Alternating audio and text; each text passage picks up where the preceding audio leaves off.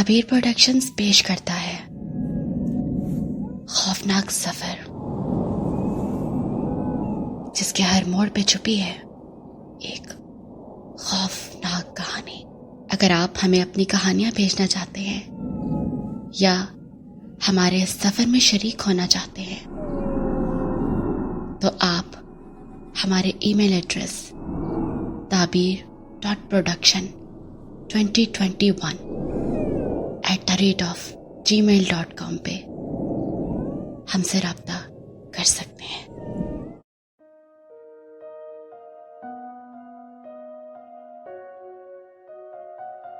आशिर और सबीन एक मिसाली शादीशुदा कपल था जो अपने 7 साला बेटे ज़ियान के साथ बड़ी ही आइडियल जिंदगी गुजार रहे थे। वो जिस महफिल में भी जाते उस महफिल की जान बन जाया करते थे। लोग उनके कपल की मिसालें दिया करते थे। लेकिन सवाल यह है, क्या सब कुछ हमेशा ऐसे ही रहने वाला था? शायद नहीं। आशिर और सबीन की जिंदगी एक हादसे ने बुरी तरह से बदल कर रख दी। ये उस वक्त की बात है जब उनके 7 साला बेटे ज़ियान ने एक म्यूजियम में लगी ऑक्शन से डॉल खरीदने की जिद की। वैसे ज़ियान, मुझे समझ नहीं आती, ये तो बेटा लड़कियों के शौक हैं, आपको ये शौक कहाँ से हो गया? नहीं ना मम्मा, मैंने लेनी है।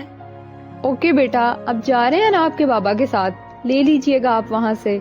अच्छा सबीन, आप गाड़ी की चाबी ले आए, हम ऑलरेडी लेट हो रहे हैं। ठीक है? ओके, अभी लेकर आई। ज़ियान बेटा, बाबा को बिल्कुल भी तंग मत करना और फजूल जिद बिल्कुल भी मत करना। ओके? ओके मम्मा।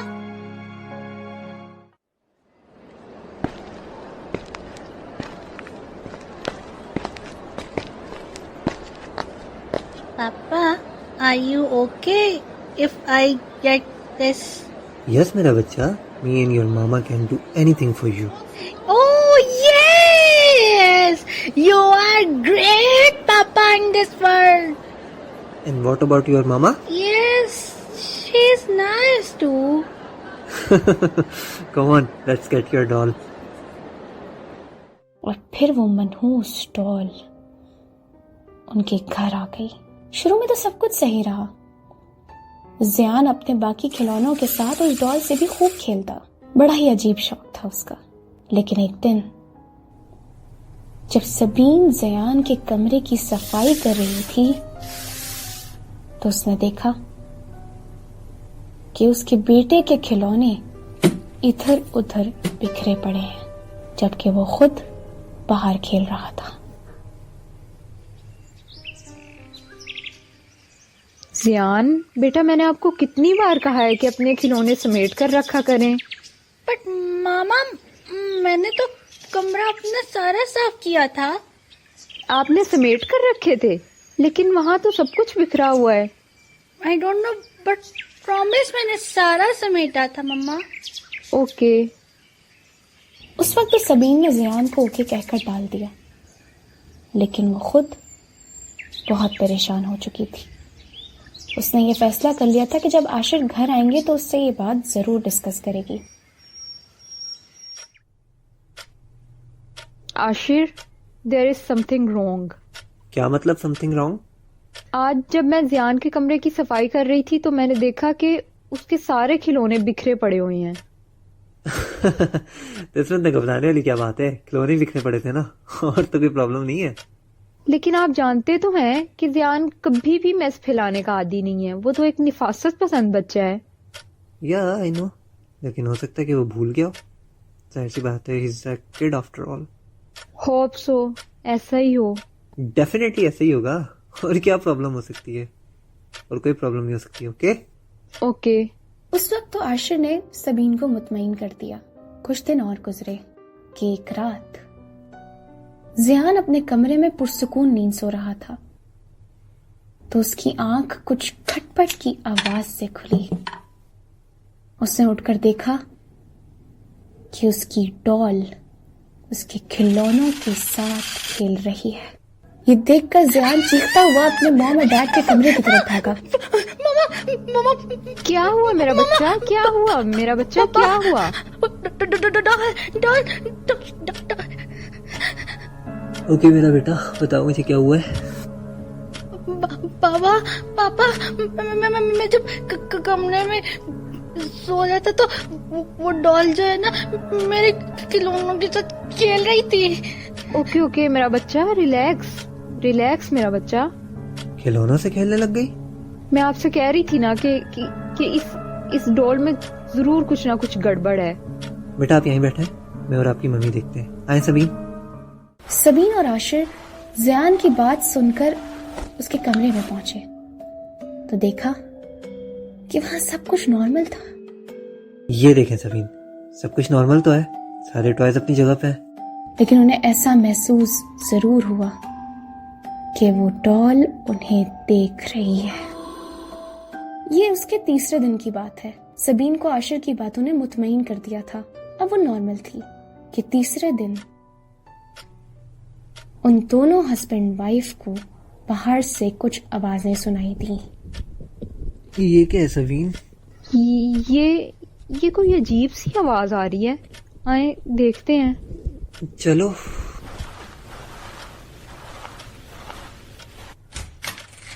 ये सुनकर जब वो दोनों बाहर पहुंचे तो उन्होंने देखा कि वही मनहूस डॉल उनके किचन काउंटर पर बैठी हुई फ्रिज का निकला हुआ कच्चा गोश्त खा रही है।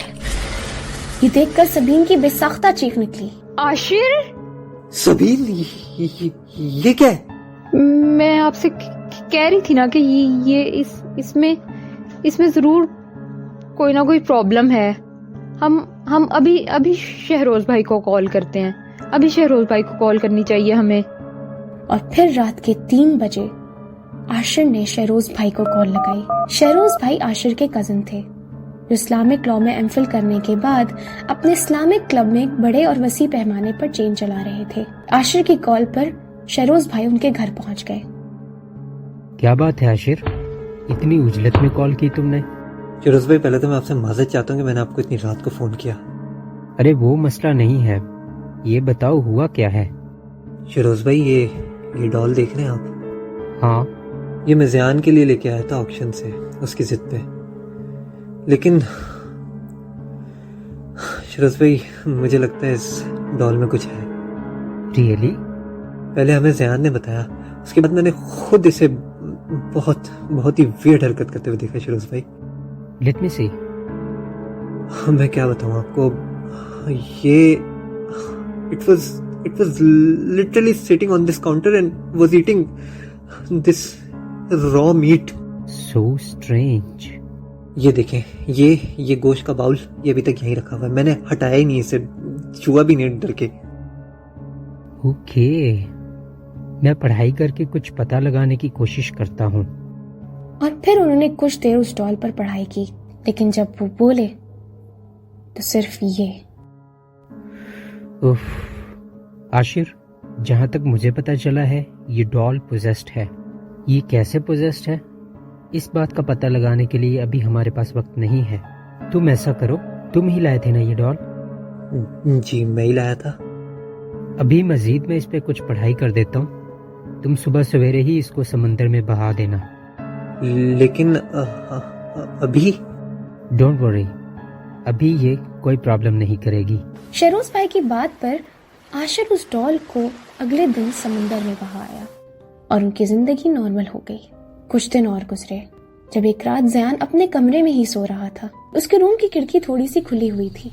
उसकी हल्की सी आंख खुली और उसने देखा कि वही मनहूस डॉल उड़ती हुई आई और उसके बराबर में आकर गिर गई। ज़ियान चीखता हुआ उठा और आशिर और सबीन के रूम की तरफ भागने लगा। अभी वो थोड़ा सा ही दूर गया था कि उसका पांव स्लिप हुआ और वो पीठ के बल जमीन पर जा गिरा।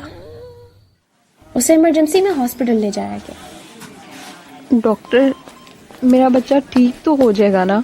देखिए, बस आप दुआ करें। उसकी स्पाइनल कॉर्ड डिस्टर्ब हुई है। उम्मीद है कि वो कुछ दिन बाद चलने लगेगा, लेकिन अभी हम कुछ नहीं कह सकते। हम उसकी थेरेपी करवा देते हैं, लेकिन उसके लिए दवा की जरूरत है। आशिर, ये सब क्या हो गया है? इंशाल्लाह सब ठीक हो जाएगा, आप बेफिक्र रहें।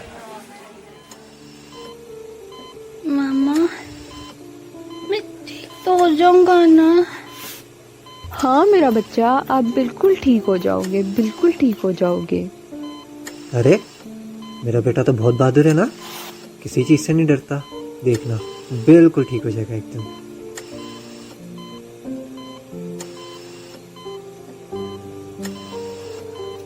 मामा, आपको याद है मैंने कहा था मैं एक दिन बहुत बड़ा एथलीट बनूंगा?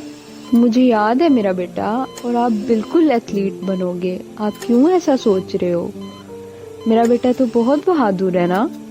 देखना एक दिन आप भागोगे और खूब भागोगे, समझ गए? इस वाक़े के बाद आशिर एक बार फिर शहरोज भाई से मिला। फिरोज भाई मेरे बच्चे को बचा लें प्लीज। भला तो उसके पीछे ही पड़ गई है, मासूर करके रख दिया उसको।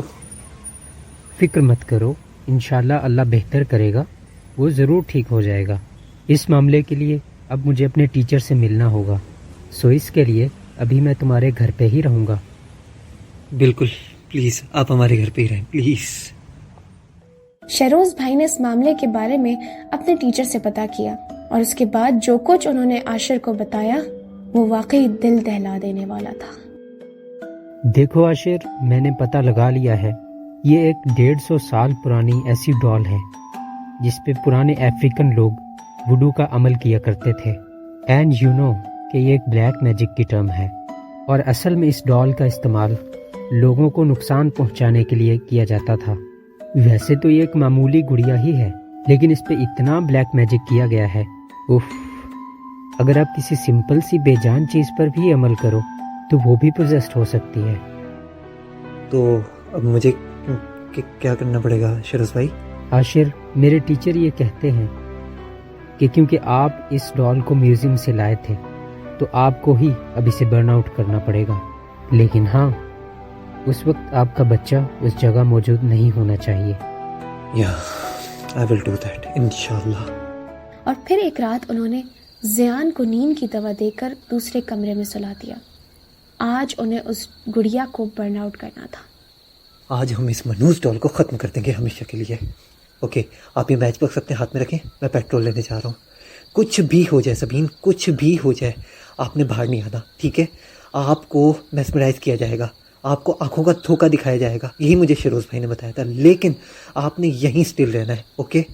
प्लीज़ आई बेग यू, आपने बिल्कुल बाहर नहीं आना, चाहे कुछ भी हो जाए आपने बाहर नहीं आना। मैं बस अभी पेट्रोल लेके आया, ओके? ओके। और फिर आशिर निकल पड़ा।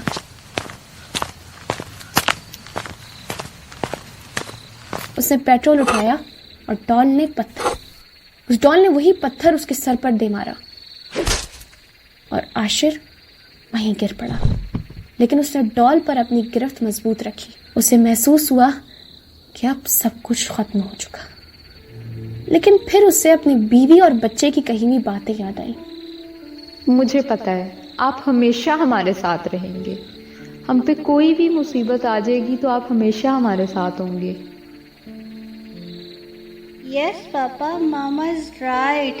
आपको याद है एक दिन कॉकरोच आ गया था और मैं डर गया था, आपने उसे मारकर भगा दिया था। नहीं, अभी नहीं, मैं आ रहा हूँ सबीन, तुम्हारे लिए, अपने बच्चे के लिए। बस यही सोचना था कि वो पुरअज़म तरीके से उठा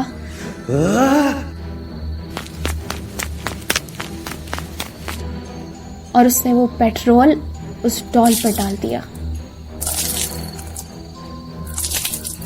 आशिर, मुझे बहुत डर लग रहा है आशिर। नहीं, डरने की जरूरत नहीं है। आज हम ये करके रहेंगे, आज हम ये करके रहेंगे।